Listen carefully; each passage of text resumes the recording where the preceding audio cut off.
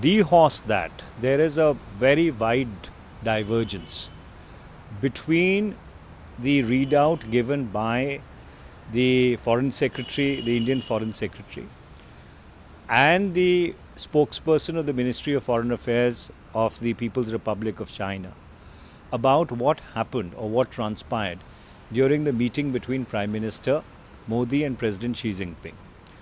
While Foreign Secretary Mr. Kwatra says that both leaders agreed to give guidance to their respective governments or their respective militaries with regard to disengagement, the Chinese readout does not use any of this terminology at all. It only talks about properly managing the border. Now, properly managing the border does not mean disengagement. So therefore, there is a wide divergence, and that's why the question arises, if this disengagement is going to happen, it will happen on whose terms? India's terms or China's terms? And why is India so insistent on disengagement when it is the Chinese who have transgressed into Indian territory and gobbled up 2,000 kilometers of our territory along the line of actual control by salami slicing?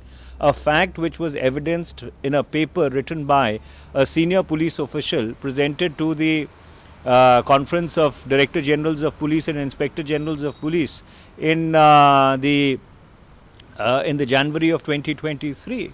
And therefore, there were certain very germane questions that I had raised on China during the vote of no confidence. Namely, has India been able to decipher the political intent behind Chinese belligerence in the April of 2020, which continues even 43 months later?